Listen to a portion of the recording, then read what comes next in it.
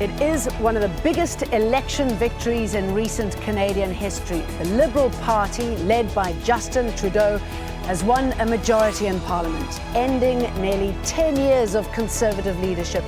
So what does this mean for Canada and its role around the world? This is Inside Story.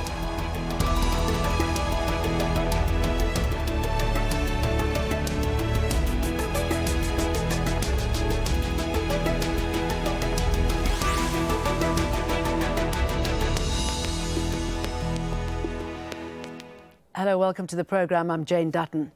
It was a close and bitterly fought campaign, but Canada has elected its first new leader in 10 years. The Liberal Party won 184 seats in Monday's election, giving it a parliamentary majority. And its leader, 43-year-old Justin Trudeau, is the country's new Prime Minister, denying a fourth term to incumbent Stephen Harper. Many saw this election as a referendum on Harper's Conservative policies. And Trudeau says his win is evidence that the Liberals beat what he calls negative, divisive politics with a positive vision. We'll get to our discussion in just a moment. But first, Al Jazeera's Daniel Lack sets up the story for us from Toronto. It's a new era in Canadian politics. The centrist Liberal Party, led by Justin Trudeau, has won a majority. Trudeau began the campaign in third place in the opinion polls, but as the days and weeks went by, his party's support climbed steadily. Canadians from all across this great country sent a clear message tonight. It's time for a change in this country, my friends, a real change. The result was a sharp rebuke for Conservative Party Prime Minister Stephen Harper, who first came to power in 2006. A towering figure on the right wing of Canadian politics, Harper has cut government, taxes, and emphasized national security. He has also been increasingly controversial. During his final term in office, he'll resign as Conservative leader in the coming days. For the 42nd time in 148 years, Canadians have chosen a national parliament. Well, tonight's result is certainly not the one we had hoped for. The people are never wrong. Once the official opposition, the leftist New Democratic Party was the biggest loser, dropping seats and down to third place. Canadian voters, it seems, wanted change, and they wanted the Liberals to lead them there. It reminds us how volatile the Canadian public has become. What's striking about this election from my perspective is when the campaign began, we had three parties all hovering around 30%. The Conservatives didn't budge. The Liberals went up 12-13%. The NDP dropped 12-13%. That was the difference. Because the election was built around the main issue, whether people wanted to keep the Harper government or not, you really had strategic voting on a massive scale. So Justin Trudeau has exceeded expectations and will now govern with a strong, stable majority in Ottawa. But the same challenges faced by Stephen Harper remain: low oil prices, a weakening economy, and an uncertain international scene. Daniel Lack, Al Jazeera, Toronto.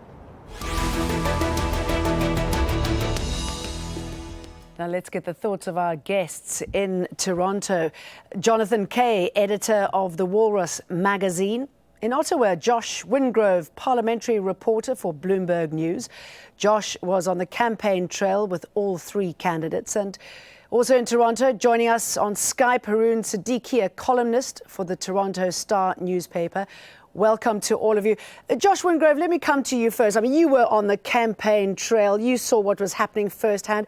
What do you make of this rather stunning victory for the Liberals? Well, we had some pollsters calling for a majority. I think some people scoffed at that. All the polls suggested it would be closer. And I was on the road with Trudeau last week when he said the word majority, and there was a bit of a tizzy around that. You know, people sort of thought that that might push support back the other way, motivate Conservative supporters to come out and prevent that fate from coming true. And of course, it did Monday night. I think this really was a referendum on Stephen Harper. Canadians historically tend to get tired of governments 8 to 10 years in. That's where Harper was. He faced a series of scandals, but I think really what struck me about the campaign is he made Very little to no effort to grow his party outside of its traditional base. He thought he could dance with the one that brung him and walk into another majority or minority. It looks like it was very little directed to the way of undecided voters. Trudeau capitalized on that, and really the percentage vote results are very similar to what we saw in Canada in 2011, 4 years ago in our last election. It's just that all the parties swapped, and the NDP went from second to third, the Conservatives from first to second, and the Liberals leapfrogged from third to first. So in some ways, what's old is new again. The Liberal Party has long been Canada's sort of dominant party, and now they're back in power. Do you think it's more of a judgment of Harper versus the Conservative Party then? Absolutely. I think polls showed that Harper became a liability for his party. The Conservatives remained very strong in opposition last night, even as they were cut down and booted from power. Harper became a very polarizing figure and steadily lost on all the sort of metrics that you hope your leader to do well on. He lost ground to Trudeau, things like, most fit to be prime minister, best fit to lead, that kind of thing. So he is, of course, now resigning. They'll get a new leader.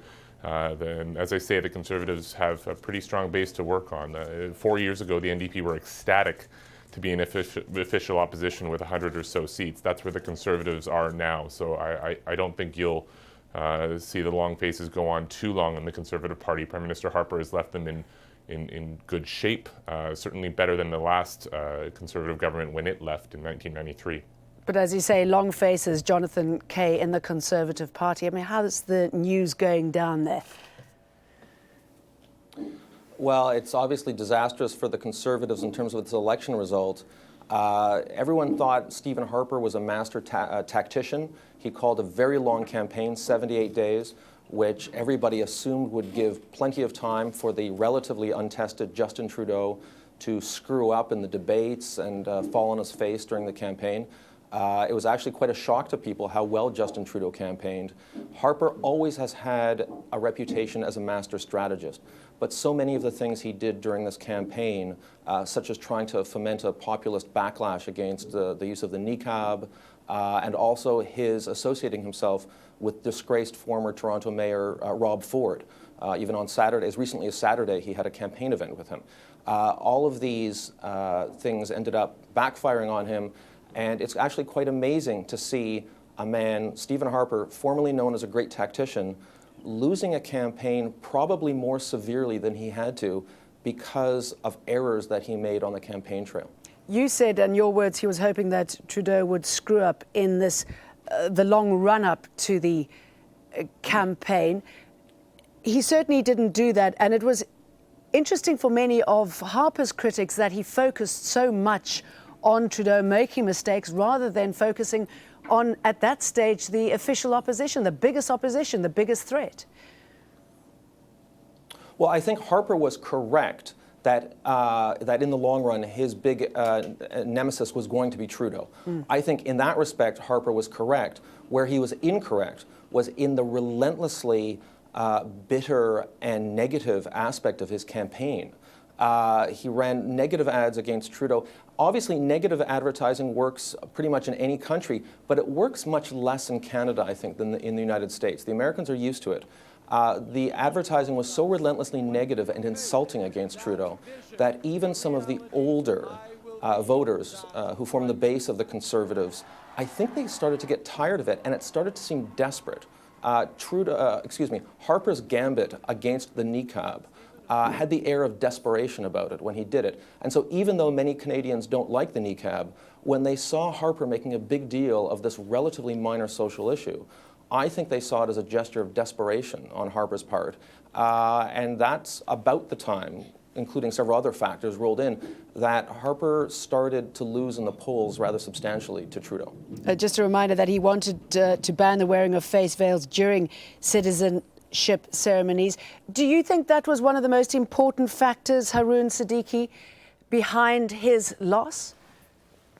The alienation of people? It was one of the more important factors. I mean, it was really, as Jonathan said, and as you said earlier, this election became a referendum on Mr. Harper, his style of governance, his autocratic nature, his divisive tactics, his Islamophobic discourse. There was nothing redeeming about him in the end. And he kept fluctuating as signs of desperation, kept fluctuating between saying, this is about the economy, then it's about the niqab, no, it's about the terrorists, it's about the jihadists who are going to attack and come to your neighborhood any day. Everything was so exaggerated and so desperate that Canadians could sniff through it all. And as Jonathan was saying earlier, he's really been hoisted on his own petard. He calls a long record 78-day election, which backfires on him because, ironically, that gave Canadians enough time to get a good measure of his character. It gave enough time for Trudeau to show himself off.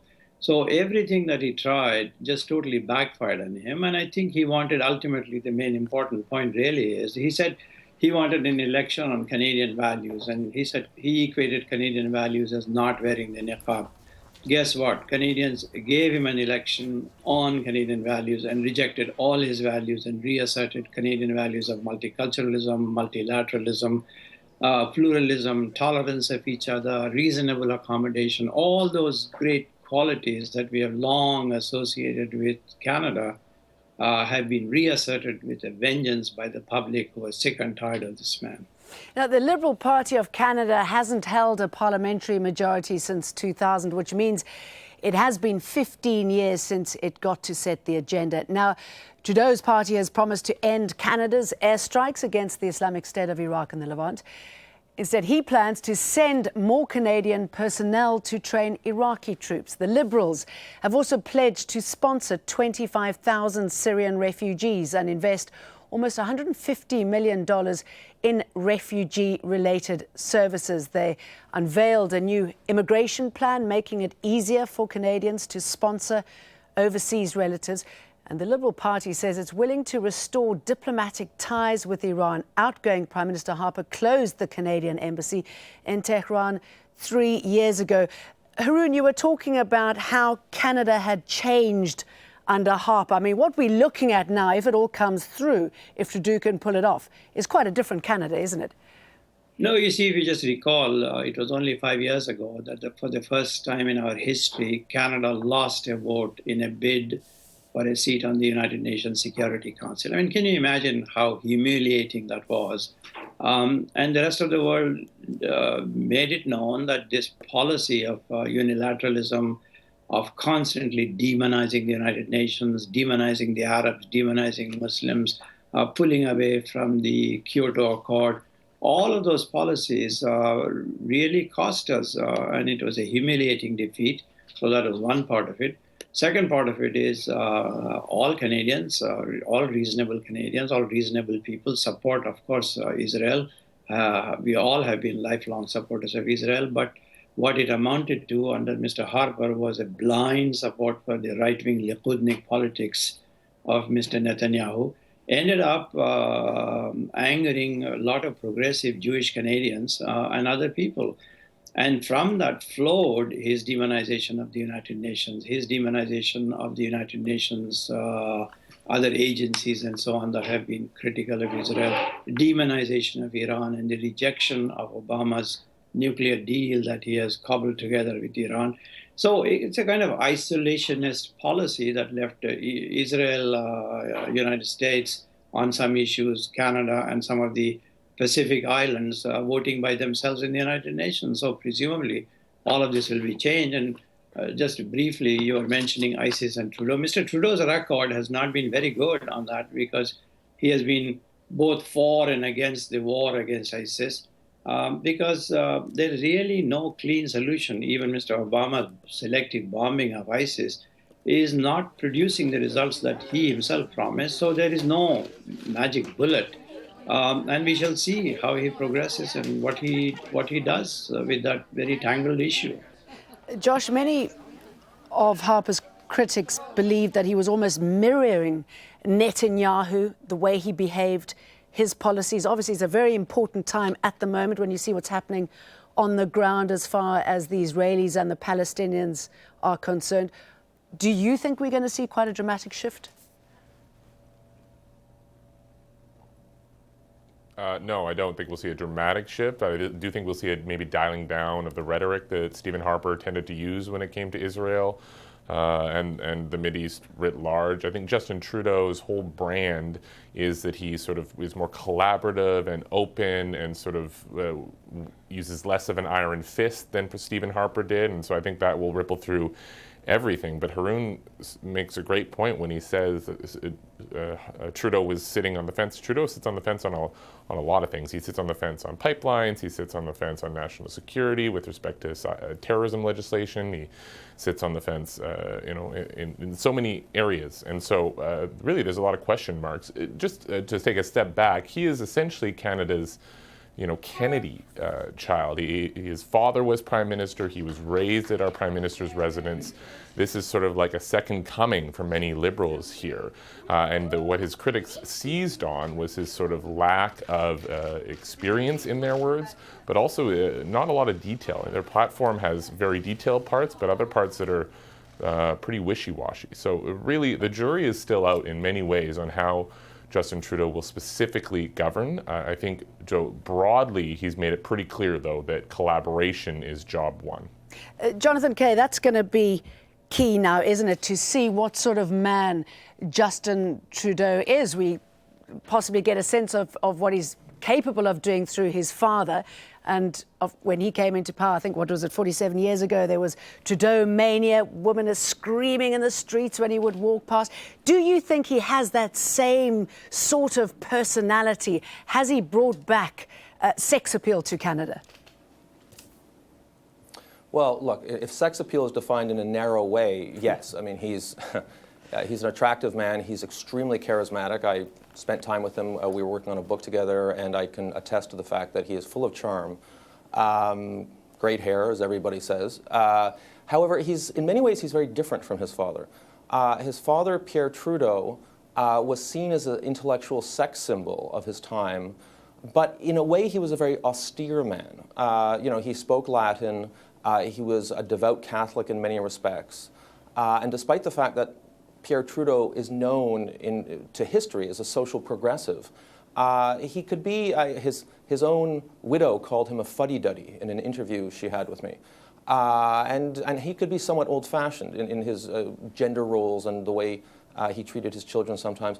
Justin Trudeau is completely the opposite of that. He's an extremely modern man. He has launched his campaigns at gay rights rallies. He speaks openly about all sorts of liberal social issues. One of his lesser-known campaign planks was that he wanted to make it illegal for gay men to give blood at blood banks, something which right now is restricted under Canadian policy. So, I mean, he's socially liberal across the spectrum, very exuberant, very outgoing. He connects in a magnetic way with youth voters. I was with him at one event at Algonquin College near Ottawa, our capital. And it's amazing the way he connects with 19 and 20-year-old voters, the sort of people who would be completely put off if they were visited by their premier or by Stephen Harper or anybody like that. So, yes, he has the Trudeau name, he has the mystique, but he's a completely different man. Including legalizing marijuana probably makes him popular with the younger voters. But it seems for many Canadians, this is the Obama moment, a real shot in the arm for the country. It's an Obama moment for better and for worse. It's an Obama moment in the sense that, yes, I think it makes Canada a sunnier place, and maybe it opens our doors on the world stage to some constituencies that were put off by some of our more militant postures. On the other hand, we saw in America's Obama moment that after a few months, and certainly after a few years, all of that hope and change stuff starts to dissipate, and people start to look for concrete ways that the new leader can change the nation. And so, yes, right now there's going to be an amazing period of hope and optimism and sunniness. But after a few months, like every national leader, Trudeau is going to have to start making hard decisions, which inevitably are going to disappoint some of the constituencies that projected their own hopes on him. You can't please everybody when you're the man in charge. And when that happens, just as Obama found, it's going to be tough going, and he's going to have to find a way to transition from the sunny icon of hope and change to a tough decision maker who isn't scared to disappoint some of his constituencies. And Josh, Canada has been seen for many years as a country of hope and change. What do you think this will mean for refugees and immigrants? Well, you mentioned earlier the pledges that Trudeau made to change and sort of open Canada's immigration policy. That was a key platform plank, and I would submit sort of distinguishes Canada from some countries worldwide, and that was a gambit for votes. The opening Canada's doors to more immigration was a way to secure votes, to win seats, particularly in the biggest cities, where Trudeau's strength can't be understated. His victory last night was largely one of urban Canada. And so I think when it comes to refugees, when it comes to immigration, he's really taking a step, or taking a page out of the book of his father, who opened Canada's borders and looks set to keep doing that. Canada is a country which is demographically, but probably more importantly, economically, really driven by immigration. That won't change under Justin Trudeau. Haroon, it seems that many Canadians will support this, bringing in more people, being more inclusive on this level. Showing the heart. I think we make the mistake of getting lost in details here. What happens tomorrow, what happens with this specific policy and so on, I think is a discussion for another day. The real significance of this election is that the politics of division and nastiness and ugliness has been turned back. This was really an election about Canadian values. Mr. Harper wanted an election on Canadian values, and Canadians have given him one, but they have rejected all his values. All the right-wing Tea Party, Republican kind of cultural warfare politics of the kind of Donald Trump and Mr. Gingrich and the others have played in the United States, mostly against the Muslims for the simple reason that they are the latest scapegoats and so on. That kind of politics has had no place in Canada. Mr. Harper tried to inject them deliberately in a planned way. It is not that he made some off-the-cuff comment and so on. It's been a long-standing policy of this government to vilify various groups and so on. This election was a referendum on those kinds of tactics and a complete outright rejection of them. That, I think, is the real story of this election. Jonathan? May I just jump in for a moment? Sure. Yeah, I think I agree with much of what Haroon has said and much of what Josh has said. One area where I would take exception with what Haroon said, I actually don't think Stephen Harper was that bad a prime minister in many areas. I think his economic stewardship was quite good. I think in some foreign policy areas, he reversed some of the left-wing excesses of the previous Liberal administration. I actually was a fan of Harper for a lot of his administration. What I objected to was the toxic nature of the way he went negative during this election campaign. From the point of view of me, someone who... His economic stewardship has not been bad, but this election was really, in the end, not about economics. It was not about this or that specific policy. I agree with you, yeah. It was a totality of what. But it's there's a certain. Yes, go ahead. Sorry. I think there's a certain tragedy. I think there's a certain personal tragedy at play here with Harper, as someone who, for 95% of his tenure, was a pretty good prime minister of a G7 country, did quite well on the international stage, good relations with the United States, good economy, we survived the 2008 financial crash in a way that the United States didn't, and then in the finale of his tenure as prime minister, he disgraces himself with a highly negative campaign, and this is how many people remember him. In a way, I don't feel sorry for him because these were all decisions that Harper himself made, but there's something Shakespearean about this, that a really solid prime minister kind of ruins his legacy at the very last minute with this terrible campaign. Okay, let's leave it there, gentlemen. Sorry to cut you off there, Haroon, but there's positive comments about Harper, a man who is, I'm sure, licking his wounds. Thank you very much for my guests in Toronto, Jonathan Kay; in Ottawa, Josh Wingrove; and in Toronto as well, Haroon Siddiqui. And thank you very much for watching. As always, you can leave your comments on the program's page of our website, aljazeera.com, and you can post your views on facebook.com/AJ Inside Story. Of course, you can tweet us at AJ Inside Story or at Jane Dutton. Thank you very much for watching. Goodbye from me and the team.